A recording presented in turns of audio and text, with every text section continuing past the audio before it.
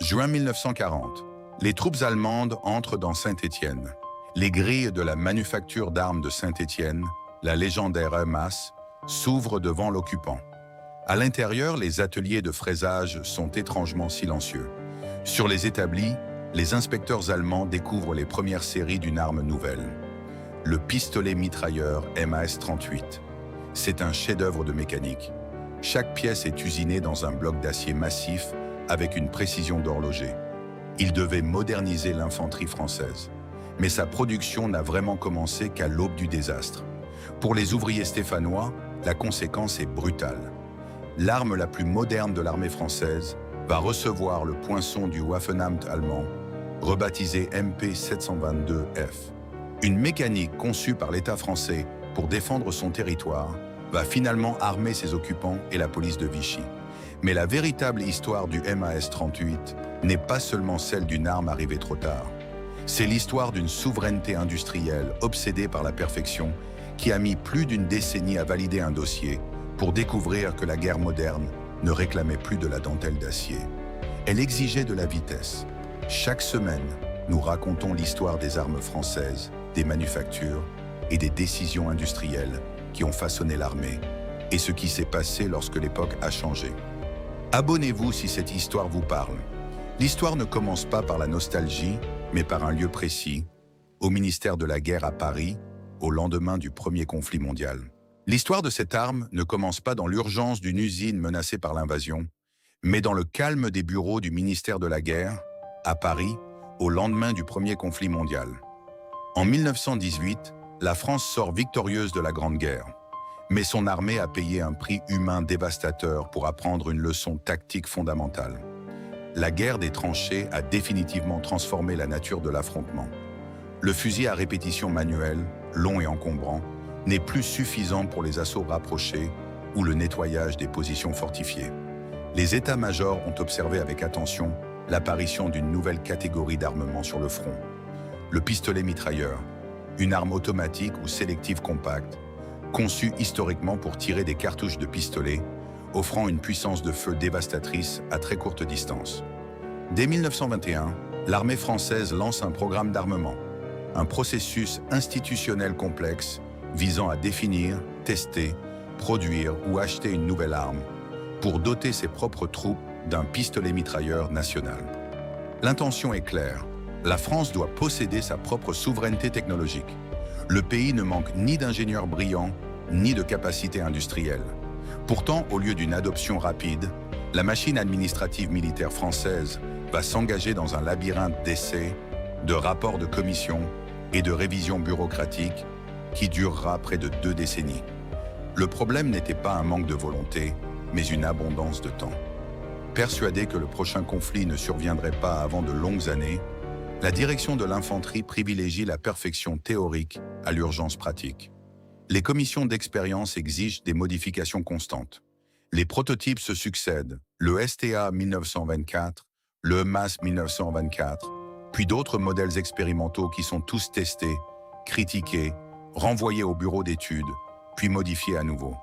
Pendant que l'Allemagne, la Finlande ou les États-Unis développent et déploient des armes automatiques de manière pragmatique, la France rédige des rapports balistiques. C'est dans ce contexte de lenteur institutionnelle que le projet est confié à la plus prestigieuse des manufactures d'État, la manufacture d'armes de Saint-Étienne, mondialement connue sous l'acronyme MAS. Située au cœur du bassin industriel de la Loire, la MAS n'est pas seulement une usine. C'est un arsenal majestueux, un empire de briques et d'acier où travaillent des milliers d'ouvriers hautement qualifiés. À Saint-Étienne, on ne fabrique pas de simples outils de mort, on usine la fierté de l'État français. La culture industrielle de la manufacture repose sur une tradition d'excellence mécanique. Chaque pièce est pensée pour durer, taillée dans des blocs d'acier massifs, ajustés par des maîtres armuriers.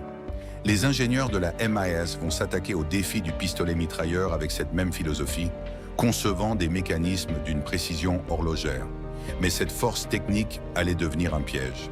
En pensant l'arme comme un chef-d'œuvre d'artisanat industriel, ils s'éloignaient sans le savoir des réalités de la production de masse que la guerre moderne allait bientôt exiger. Au cœur de ce lent processus de développement, une décision administrative va sceller le destin du futur pistolet mitrailleur avant même qu'il ne soit dessiné dans sa forme finale. Il s'agit du choix de la munition. Une cartouche, l'ensemble formé par l'étui, l'amorce, la poudre et le projectile, dicte toujours l'architecture de l'arme qui l'attire. Dans les années 1920, le standard européen qui s'impose peu à peu pour les pistolets mitrailleurs est le 9mm Parabellum, une munition puissante et largement disponible. Mais la Commission militaire française fait un autre choix.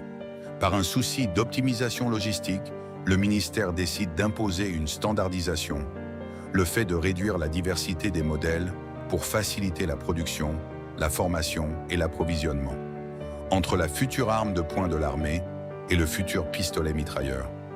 Or, l'armée a jeté son dévolu sur une munition spécifique pour son pistolet de service, le PA-35A, le 7V165 mm long.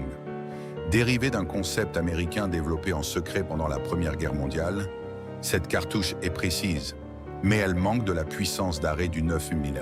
Surtout, elle est exclusivement française. Cette décision, qui semblait parfaitement rationnelle sur le papier d'un rapport logistique, constitue la première fissure systémique dans l'histoire de notre arme. Le problème n'était pas seulement la balistique du projectile. Le problème était que cette cartouche isolait définitivement l'industrie de l'armement française du reste du monde. En choisissant le 7,65 mm long, la France s'interdisait de fait toute interopérabilité avec ses futurs alliés et se condamnait à devoir produire chaque étui, chaque amorce et chaque projectile sur son propre territoire, quoi qu'il en coûte. Malgré cette contrainte balistique, les ingénieurs de la manufacture d'armes de Saint-Étienne reprennent le travail. Au milieu des années 1930, sous la direction de concepteurs obstinés, les formes du futur pistolet mitrailleur commencent à se figer avec le prototype MAS-35. L'arme qui prend forme sur les établis stéphanois est d'une compacité étonnante, dotée de solutions mécaniques brillantes pour pallier les défauts de sa munition. L'État observe ce prototype avec satisfaction. Les rapports d'essai soulignent sa précision redoutable, son équilibre parfait et la qualité irréprochable de ses finitions.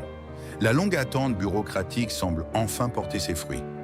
L'arme est belle, elle est fiable, elle est profondément française. En 1938, après 17 années d'hésitation, de débats doctrinaux et de changements de cahier des charges, l'armée française prend enfin la décision formelle d'adoption, la décision officielle d'intégrer le modèle dans le service actif. L'arme reçoit officiellement le nom de pistolet mitrailleur, MAS modèle 1938. Les commissions sont satisfaites, les plans définitifs sont approuvés et les ordres de fabrication sont doucement préparés pour les ateliers de la Loire. La dotation, l'attribution officielle de l'arme aux unités et administrations, est planifiée avec la même lenteur mesurée qui a caractérisé tout le programme. L'État commande les premières séries en pensant avoir des années devant lui pour équiper sereinement ses troupes d'élite, sa police et ses sous-officiers. L'arme était enfin prête à entrer dans l'histoire, mais le système industriel qui devait la produire allait découvrir que le temps de la paix était définitivement écoulé. L'année 1938 marque la fin d'une très longue attente. Lorsque le ministère de la Guerre officialise l'adoption, la décision officielle d'intégrer le modèle dans le service actif, du pistolet mitrailleur MAS 1938, l'institution militaire française pousse un immense soupir de soulagement. Après des années d'errance doctrinale et de prototypes rejetés, l'armée possède enfin son arme. Mais la véritable percée du MAS-38 n'est pas seulement administrative, elle est profondément mécanique et industrielle. Pour comprendre ce que représente cette arme à cet instant précis de l'histoire, il ne faut pas seulement lire les rapports de la direction de l'infanterie. Il faut regarder l'objet lui-même, tel qu'il sortait des ateliers stéphanois, massifs, denses et incroyablement complexes. Contrairement aux armes étrangères qui commencent déjà à privilégier la tôle emboutie pour des raisons de coût, le MAS-38 est un monument d'acier usiné. Avec ses 62 cm de long et son poids de près de 3 kg à vide, il ressemble moins à un outil de tranchée qu'à une pièce d'horlogerie industrielle. La manufacture d'armes de Saint-Étienne n'a pas cherché à faire une arme bon marché. Elle a cherché à fabriquer une arme parfaite. L'ingénierie qui se cache à l'intérieur du MAS-38 est brillante, conçue spécifiquement pour maximiser le potentiel de la munition de 7,5 mm long imposée par les commissions. Le défi technique principal résidait dans le contrôle du recul et le maintien de la compacité de l'arme. Pour y répondre, les ingénieurs de la MAS ont imaginé une solution géométrique fascinante. Le canon, le tube par lequel le projectile se déplace avant de sortir de l'arme, et le boîtier de culasse, la structure centrale qui reçoit les principaux éléments mécaniques, ne sont pas parfaitement alignés dans le même axe géométrique que le reste de l'arme. Il y a un angle subtil, une légère inclinaison vers le bas. Cette disposition unique permet à la culasse, la partie qui ferme l'arrière de la chambre au moment du tir, de reculer en plongeant légèrement à l'intérieur de la crosse, la partie en bois tenue contre l'épaule pour stabiliser l'arme. Ce mouvement incliné ralentit la masse reculante, absorbe l'énergie cinétique du tir avec une douceur remarquable et empêche le relèvement du canon lors des rafales. Pour le soldat, cela se traduit par une précision redoutable et un confort d'utilisation exceptionnel. Le mécanisme, d'une fluidité parfaite, garantit que chaque cartouche quitte la chambre, l'espace où la munition se place avant le tir, avec une fiabilité totale. Le problème n'était pas l'intelligence du concept mécanique. Le problème était le système industriel nécessaire pour transformer ce concept en réalité à grande échelle. Entrer dans les ateliers de la manufacture d'armes de Saint-Étienne à la fin de l'année 1938, c'est observer l'apogée d'une doctrine de souveraineté industrielle qui allait bientôt se heurter au mur de la réalité. Le MAS-38 n'est pas assemblé rapidement. Il est sculpté. Chaque boîtier de culasse naît d'un lourd bloc d'acier massif. Les ouvriers qualifiés, héritiers d'une longue tradition d'armurerie d'État, placent ces blocs sur d'immenses machines-outils pour de longues opérations de fraisage. La machine creuse et vide, taille le métal avec une lenteur majestueuse pour ne laisser que la forme parfaite du boîtier. Il faut retirer une quantité astronomique de métal pour obtenir la pièce finale. Cette méthode de fabrication exige des ouvriers hautement spécialisés, un outillage complexe, un contrôle qualité méticuleux et par-dessus tout, énormément de temps. La fabrication de la détente, la pièce que le tireur presse pour déclencher le mécanisme de tir, ou encore l'ajustement du logement du chargeur, le dispositif amovible qui contient les cartouches et les présente au mécanisme, demandant des heures de travail humain incompressibles. Dans l'esprit des inspecteurs de l'État, ce coût industriel est totalement justifié. Une arme de l'armée française doit refléter la puissance et le savoir-faire de la nation. Elle doit résister à l'usure, fonctionner sans faille et porter fièrement les poinçons de contrôle de l'arsenal national. Cependant, cette exigence de perfection devient insidieusement une faiblesse stratégique. Les forces de l'économie industrielle de guerre sont implacables. Alors que la commission d'expérience de Versailles rédige des rapports élogieux sur l'excellente prise en main de l'arme et sa sécurité absolue, notamment grâce à un ingénieux système où la détente bascule vers l'avant pour bloquer la culasse, le ministère de la Guerre passe ses premières commandes formelles. Mais les lignes de production de la masse ne peuvent pas accélérer sur un simple ordre ministériel. La cadence de production d'une arme usinée dans la masse ne peut pas être artificiellement gonflée. Au printemps 1939, alors que l'Europe commence à sentir l'odeur de la poudre, le programme d'armement, le processus institutionnel visant à définir et produire cette nouvelle arme, avance encore au rythme d'une manufacture en temps de paix. L'institution militaire, enfermée dans sa propre logique administrative, commande des lots de MAS-38 pour doter en priorité les sous-officiers d'infanterie, les équipages de véhicules blindés et certaines unités spécifiques. La dotation, l'attribution officielle de l'arme à ces unités, est prévue de manière progressive, méthodique, étalée sur de nombreux mois. L'état-major croit encore fermement que le temps joue en sa faveur. L'arme est indéniablement un triomphe d'ingénierie. Elle symbolise la maîtrise absolue de l'arsenal d'État sur la matière. Les premiers exemplaires, avec leur finition bronzée impeccable, leur crosse en noyer soigneusement poli et leur mécanique huilée, sont stockés dans les râteliers des arsenaux avec une fierté évidente. Le pistolet mitrailleur français existe enfin, et il est la preuve tangible du génie industriel de Saint-Étienne. Mais la manufacture produisait encore selon les règles d'un monde qui était sur le point de disparaître. Le marquage frappé sur l'acier n'était pas une simple décoration. C'était une promesse de l'État, de l'industrie et du temps. Mais l'histoire allait bientôt prouver que le temps était la seule chose que la France ne possédait plus. L'année 1939 déchire brutalement le voile des illusions bureaucratiques. En septembre, lorsque la France déclare la guerre à l'Allemagne, la doctrine du temps long s'effondre du jour au lendemain. Le pistolet mitrailleur MAS 1938 n'est plus un simple projet de perfectionnement mécanique sur les tables de dessin du ministère de la Guerre. Il devient une urgence vitale pour la survie de la nation. C'est à cet instant précis que la trajectoire de cette arme rencontre la troisième grande force qui façonne l'industrie de l'armement française. La pression impitoyable de la guerre, qui détruit toujours les planifications du temps de paix. Dans les bureaux de l'état-major et à la direction de l'infanterie à Paris, les rapports concernant la dotation, l'attribution officielle des armes aux unités, changent radicalement de ton. Il ne s'agit plus d'équiper méthodiquement quelques sous-officiers, les équipages de véhicules blindés ou certaines forces de police triées sur le volet. L'armée française, subitement confrontée à la menace d'une guerre de mouvement éclair, réclame des dizaines de milliers d'armes automatiques pour saturer les lignes de front. Le regard de l'État se tourne alors avec anxiété vers la manufacture d'armes de Saint-Étienne, exigeant un miracle industriel immédiat. Mais le miracle est impossible. Le système même qui a fait la qualité exceptionnelle du MAS 38 l'empêche désormais de répondre à l'urgence. La manufacture stéphanoise est prise au piège de sa propre excellence. La chaîne de production, spécifiquement conçue pour un usinage lent et rigoureux, ne peut pas être accélérée par un simple décret ministériel ou un cri d'alarme de l'état-major. Fraiser un boîtier de culasse, la structure centrale qui reçoit les principaux éléments mécaniques de l'arme, dans un lourd bloc d'acier massif, exige les mêmes heures incompressibles de travail qualifié que le pays soit en paix ou en guerre. Chaque ouvrier stéphanois, penché sur sa machine-outil sous la lumière crue des ateliers, produit une œuvre d'art mécanique.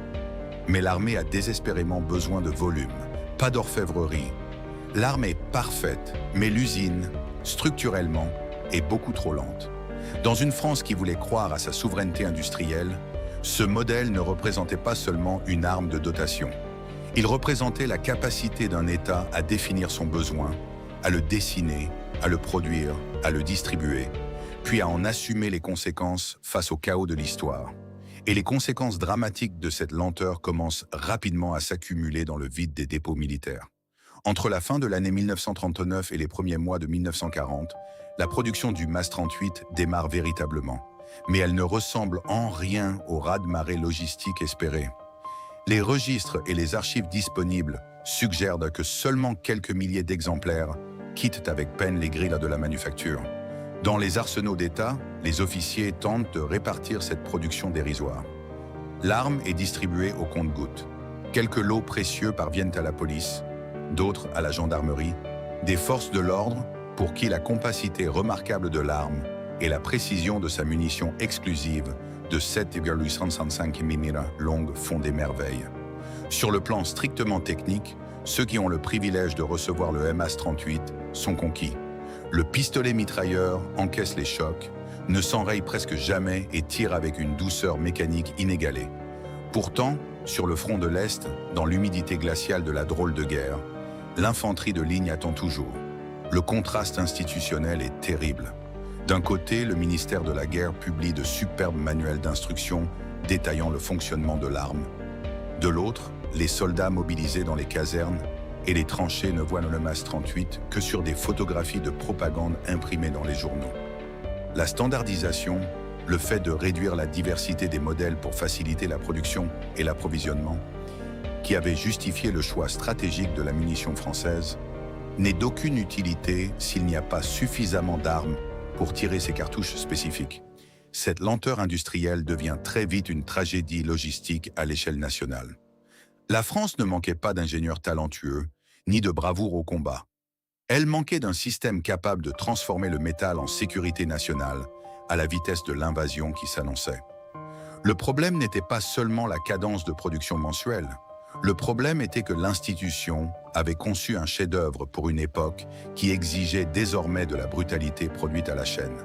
La manufacture de Saint-Étienne tournait enfin à plein régime pour combler son retard, mais le temps lui-même venait de s'épuiser et la pire ironie de cette arme d'État restait encore à s'écrire. En mai 1940, la réalité du champ de bataille rattrape violemment les retards de l'administration militaire.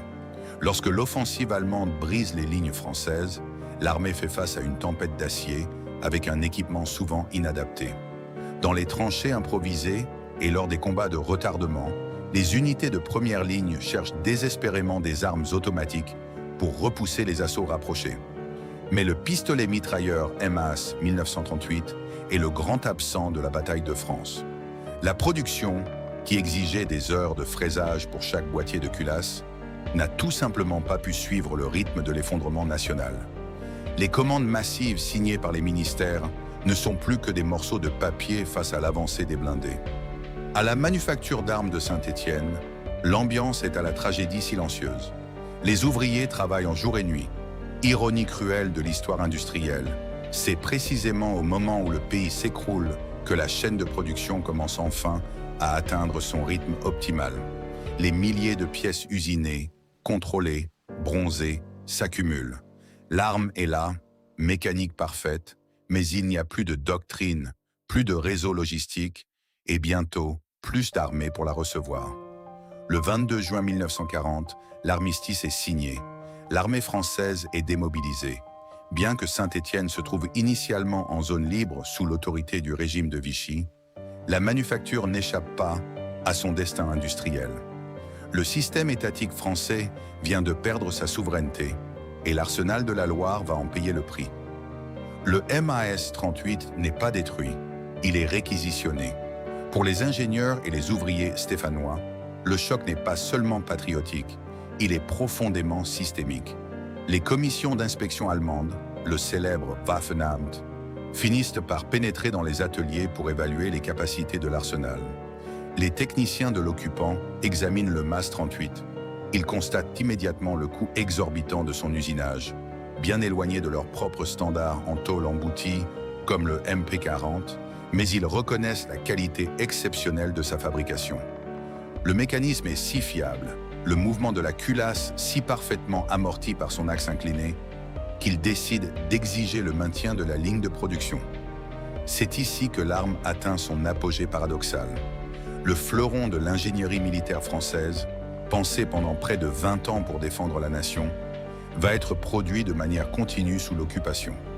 Le pistolet mitrailleur est officiellement intégré à la nomenclature allemande sous le nom de Maschinenpistole 722F. Le petit F, entre parenthèses, désigne la France. Une simple lettre sur un registre logistique qui efface 2 décennies d'ambition industrielle souveraine. La manufacture produit désormais pour satisfaire les commandes de l'occupant et pour équiper les forces du régime de Vichy.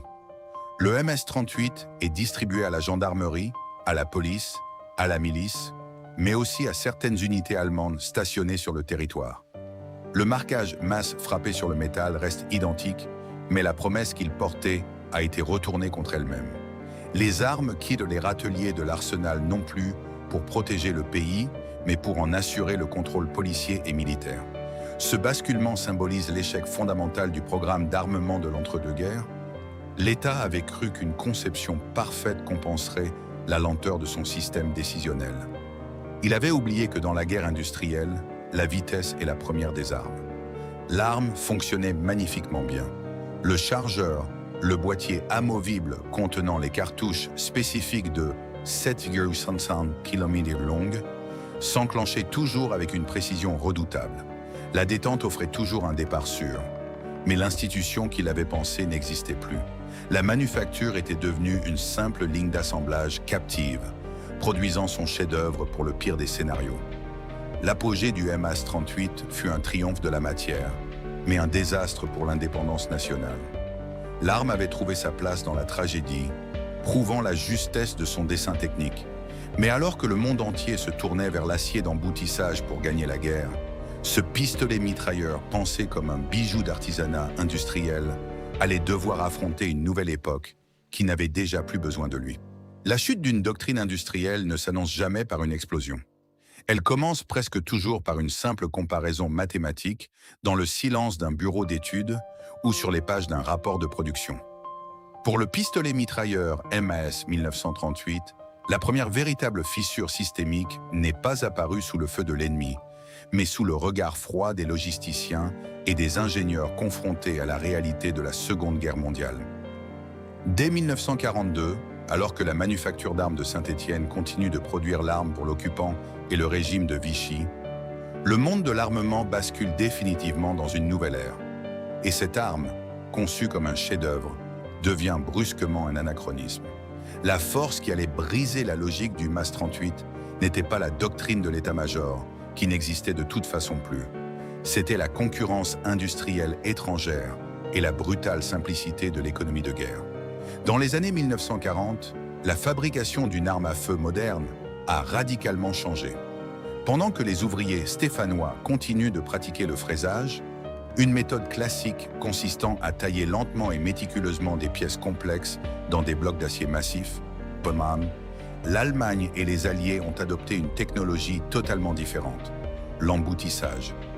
L'emboutissage de la tôle d'acier permet de déformer et de mouler des feuilles de métal sous d'immenses presses, produisant en quelques secondes des boîtiers et des pièces qui nécessitaient auparavant des heures de travail qualifiées.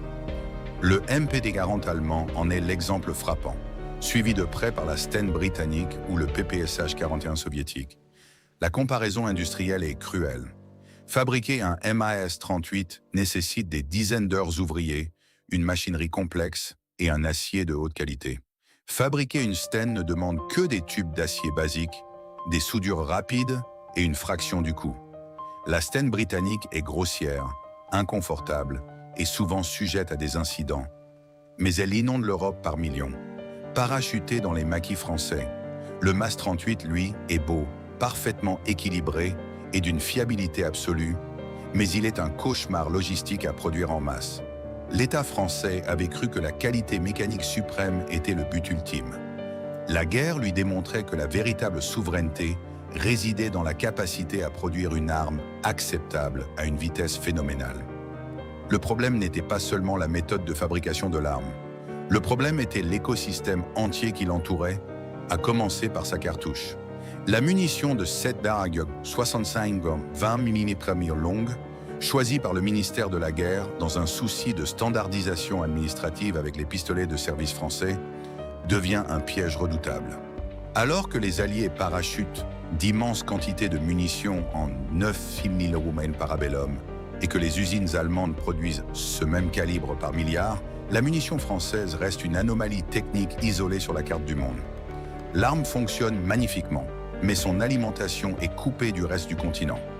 Pour que le MAS 38 puisse tirer, la France doit absolument conserver ses propres chaînes de fabrication de cartouches actives, de l'étui en laiton jusqu'à l'amorce. Dans une Europe dévastée par la guerre, où la logistique est reine, l'exclusivité d'un calibre national n'est plus une marque de souveraineté. C'est une vulnérabilité fatale. L'objet fonctionnait encore. Le système autour de lui disparaissait. À la Libération, en 1944 et 1945, l'armée française se reconstruit. Dans les arsenaux d'État et les casernes qui retrouvent lentement les couleurs de la République, on fait l'inventaire. L'armement de la nouvelle armée est un chaos logistique absolu. Des armes américaines, des prises de guerre allemandes, des équipements britanniques et les restes de l'ancien arsenal français de 1940. Dans cette mosaïque, la manufacture d'armes de Saint-Étienne reprend la production du MAS 38 pour le compte du gouvernement provisoire. La chaîne se remet en route, les ouvriers reprennent leur poste et l'acier est de nouveau fraisé pour équiper les forces de l'ordre, la police et certaines unités militaires en partance pour de nouveaux horizons coloniaux. Mais l'ambiance institutionnelle a changé. Les rapports militaires de l'immédiat après-guerre sont unanimes. L'armée française sait désormais ce qu'est un conflit moderne. Elle a vu l'efficacité des mitraillettes en tôle emboutie, simples, rustiques, chambrées dans des calibres universels. Le MAS 38, bien qu'il reprenne sa place dans les râteliers des gendarmeries et des postes de police, porte déjà en lui le poids de sa propre fin. Les commandes de l'État redémarrent, mais elles n'ont plus la conviction des années 1930. L'armée française achète ses pistolets mitrailleurs, non pas parce qu'ils représentent l'avenir de sa doctrine, mais parce que l'usine existe, que les plans sont là, et qu'il faut bien réarmer les forces de sécurité nationale dans l'urgence de la reconstruction. Le marquage de Saint-Étienne sur le boîtier de culasse promettait toujours la même excellence mécanique, le même soin apporté à chaque ajustement. L'arme avait survécu à la guerre, à la défaite et à l'occupation. Mais l'institution militaire savait déjà que la philosophie industrielle qu'il avait créée appartenait à un monde révolu. L'épreuve finale pour le pistolet mitrailleur MAS 1938 ne s'est pas déroulée sur le sol européen, mais dans la chaleur étouffante des rizières et des jungles de la guerre d'Indochine. À la fin des années 1940, le corps expéditionnaire français en Extrême-Orient déploie un inventaire hétéroclite d'armes à feu. Dans cet environnement impitoyable, le MAS 38 montre rapidement les limites ultimes de son concept. Ce n'est pas le mécanisme qui échoue. Le recul amorti et la fiabilité de l'arme sont même appréciés lors des patrouilles. Le problème est purement logistique. Dans une guerre coloniale lointaine, l'approvisionnement en munitions est le nerf de la guerre. Les parachutages, les navires et les convois acheminent massivement du 9 mm Parabellum et du .45 ACP, devenus les standards absolus grâce au stock américain et britannique. La cartouche de 7,65 mm longue, spécifique à l'arme française, devient un fardeau insupportable pour les intendants. Chaque balle tirée par un MAS 38 doit avoir été fabriquée en France, transportée par bateau sur des milliers de kilomètres, puis distribuée sur des terrains hostiles, sans aucune possibilité de récupérer des munitions alliées ou ennemies. L'institution militaire se rend compte de l'absurdité de la situation. Une arme réglementaire, adoptée officiellement pour équiper les forces régulières, ne peut pas survivre si son sang logistique ne coule pas à l'échelle mondiale. Le ministère de la Guerre prend alors la décision qui va définitivement condamner le chef-d'œuvre de Saint-Étienne. En 1949, l'état-major adopte un nouveau programme d'armement pour un pistolet mitrailleur moderne. Mais cette fois, la leçon de 1940 a été parfaitement assimilée. La nouvelle arme, le MAT-49, n'est pas conçue par la MAS, mais par une autre manufacture nationale, la manufacture d'armes de Tulle. Le contraste industriel entre les deux modèles résume à lui seul la fin d'une époque et le déplacement des forces industrielles. Le MAT-49 tire du 9 mm Parabellum. Il est lourd, brutal et surtout, il est presque intégralement fabriqué en tôle d'acier emboutie. Il ne demande pas des dizaines d'heures de fraisage minutieux. Il est conçu pour être assemblé rapidement, soudé, plié. La manufacture d'armes de Tulle n'a pas cherché à produire un objet d'artisanat mécanique. Elle a fourni un outil d'une rusticité absolue, adapté à la production de masse. La standardisation, le fait de réduire la diversité pour faciliter l'approvisionnement, venait de vaincre la souveraineté de l'acier usiné. Face à ce nouveau standard imposé par l'État, le pistolet mitrailleur MAS 1938 devient instantanément obsolète. L'arsenal stéphanois ne reçoit plus de nouvelles commandes militaires pour ce modèle. Les lignes de production qui avaient survécu à la bureaucratie de l'entre-deux-guerres, à la défaite éclair et à l'occupation allemande, commencent à ralentir de manière irréversible. Pour les ouvriers de Saint-Étienne, dont les mains connaissaient chaque angle du boîtier de culasse et chaque ajustement du mécanisme, la transition est brutale. Le savoir-faire exceptionnel qu'ils avaient investi dans cette arme n'était plus valorisé par une armée qui réclamait désormais de la tôle pliée. Ils sont réaffectés à la fabrication d'autres systèmes, tournant définitivement la page du fraisage lourd pour les pistolets mitrailleurs. Le MAS 38 n'a pas disparu du jour au lendemain. Dans les années 1950, il entame sa longue retraite silencieuse. L'armée s'en débarrasse au profit du MAT 49, reléguant les anciens modèles stéphanois aux forces de police, à la gendarmerie nationale et à l'administration pénitentiaire. Dans les armureries de la police, ces salles sécurisées où l'État stocke l'équipement de ses forces de l'ordre, l'arme retrouve un sursis. Sa compacité, son fonctionnement sécurisant et la faible pénétration de sa munition rassurent les administrations urbaines, qui n'ont pas besoin de la puissance destructrice d'un calibre de guerre. Mais ce n'est qu'un délai technique. Même la police finit par constater l'assèchement inéluctable des ressources. La production de la cartouche de 7,65 longue s'arrête. Les pièces de rechange deviennent rares. Les chargeurs, les dispositifs contenant les munitions, s'abîment au fond des dépôts et ne sont plus remplacés par les manufactures nationales. L'écosystème entier qui maintenait l'arme en vie s'effrite pièce par pièce. L'État retire discrètement les derniers exemplaires des râteliers, clôturant l'une des histoires industrielles les plus complexes de la nation. Le contrat s'est achevé. L'atelier stéphanois s'est vidé, la chaîne d'usinage a été démontée, La dotation a définitivement changé. Les armureries de police ont fermé les caisses. L'arsenal est passé à autre chose. L'arme fonctionnait encore, mais la promesse institutionnelle qu'elle portait appartenait désormais aux archives. Le pistolet mitrailleur MAS 1938 ne s'est pas éteint dans le fracas d'une bataille décisive. Sa mort militaire fut silencieuse, bureaucratique, actée par des commissions d'inventaire et des rapports logistiques. Dans les années 1960, alors que l'armée française est entièrement tournée vers la standardisation de la guerre froide et les nouveaux conflits, les derniers exemplaires de cette arme usinée dans la masse quittent définitivement les râteliers des forces de l'ordre, de la police et des unités de réserve. Le modèle n'est plus qu'une anomalie technique, un fardeau d'entretien nécessitant une cartouche, l'ensemble formé par l'étui, l'amorce, la poudre et le projectile, que plus aucune usine nationale ne souhaite fabriquer. L'État français procède alors à la destruction systématique d'une grande partie des stocks, envoyant à la ferraille des milliers d'heures de travail ouvrier. Aujourd'hui, pour comprendre ce que représentait ce programme d'armement, ce long processus institutionnel visant à doter la France d'une souveraineté absolue, il ne faut plus chercher dans les arsenaux, mais dans le silence climatisé des archives. Au service historique de la défense, d'épais dossiers cartonnés conservent la mémoire administrative du MAS 38. On y trouve les rapports d'essai des années 1920, les plans techniques méticuleusement dessinés à l'encre par les bureaux d'études et les correspondances affolées des ministères à l'aube de l'année 1940. Ces documents prouvent que le problème n'a jamais été le talent des concepteurs.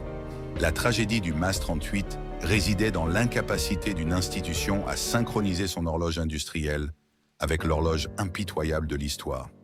La préservation physique de l'arme est aujourd'hui assurée par les musées nationaux et une communauté restreinte de collectionneurs historiques. Ces passionnés de mémoire industrielle n'acquièrent pas des armes historiques démilitarisées pour imaginer des scénarios de combat. Ils les conservent comme on préserve une horloge ancienne ou un témoignage du compagnonnage industriel. Au musée de l'armée à Paris ou au musée d'art et d'industrie de Saint-Étienne, le MAS 38 repose derrière d'épaisses vitrines. Pour les conservateurs, ce n'est pas seulement un équipement militaire, c'est la cristallisation d'une époque ouvrière révolue. Chaque boîtier de culasse, la structure centrale lourdement fraisée, raconte l'histoire des mains qui l'ont façonné, de la rigueur d'inspection d'un arsenal d'État et de la fierté d'une ville entière dédiée au travail du métal. Il existe d'ailleurs une note de bas de page surprenante dans l'histoire de ce modèle. L'une des ironies les plus marquantes de la Seconde Guerre mondiale est la façon dont ce chef-d'œuvre de l'armurerie d'État française s'est retrouvé dispersé aux quatre vents. Saisi par l'armée allemande en 1940, distribué par les forces d'occupation, parachuté, volé ou récupéré, le MAS 38 a circulé de manière imprévisible à travers l'Europe. C'est avec un exemplaire de cette arme stéphanoise, arrivé là par les hasards chaotiques des lignes d'approvisionnement brisées, que des partisans italiens ont exécuté Benito Mussolini en 1945. L'arme conçue pour équiper méthodiquement les sous-officiers de la République française avait terminé sa course dans les montagnes lombardes, accomplissant un acte historique retentissant, mais totalement déconnecté de la doctrine d'État qu'il avait vu naître. Cette dispersion brutale prouve une chose. Une fois sortie du système qu'il a forgé, l'arme échappe toujours à son créateur. Sur le plan philosophique et industriel, l'héritage du MAS 38 est celui d'une rupture douloureuse. Ce pistolet mitrailleur marque le moment précis où la France a dû admettre qu'une arme réglementaire ne devait plus être une œuvre d'art d'atelier. La manufacture d'armes de Saint-Étienne avait cru que l'excellence mécanique, l'ajustement manuel et la perfection de la matière garantiraient la supériorité de la nation. La réalité de la guerre de masse lui a répondu que la véritable puissance logistique résidait dans la tôle emboutie, la rusticité absolue et la capacité à produire des millions d'exemplaires en un temps record. L'adoption ultérieure du MAT 49 ne fut pas seulement un simple changement de modèle, ce fut l'abandon d'une identité industrielle séculaire. L'acceptation par l'État français d'un monde où la quantité industrielle, brutale, effaçait le geste lent de l'artisan armurier. Aujourd'hui, la manufacture d'armes de Saint-Étienne n'existe plus en tant qu'arsenal. Les immenses ateliers en briques, où le vacarme des fraiseuses dictait autrefois le rythme économique de la ville, ont été réaménagés. Le site est devenu un pôle d'enseignement et d'innovation, abritant notamment la Cité du Design. Les grandes grilles historiques sont toujours là. L'architecture majestueuse de l'État industriel surplombe encore les rues stéphanoises. Mais les machines se sont tues depuis plus de 20 ans. L'État a cessé de fabriquer lui-même ses propres armes légères, préférant se tourner vers les standards mondiaux. La ville a dû se réinventer, emportant avec elle le souvenir des générations entières d'ouvriers qui franchissaient chaque matin les portes de la manufacture. Ce n'est pas une nostalgie de l'objet, c'est une trace industrielle indélébile. Dans le lourd acier du MAS 38, il reste une question fondamentale que la France continue de se poser face à la mondialisation. Que doit-elle encore savoir fabriquer elle-même? Derrière une vitrine de musée, sous une lumière froide d'exposition, les traces d'usinage du marquage de Saint-Étienne restent parfaitement nettes dans l'acier noirci, comme si les ateliers de la manufacture venaient tout juste de se taire. À très bientôt pour la prochaine histoire.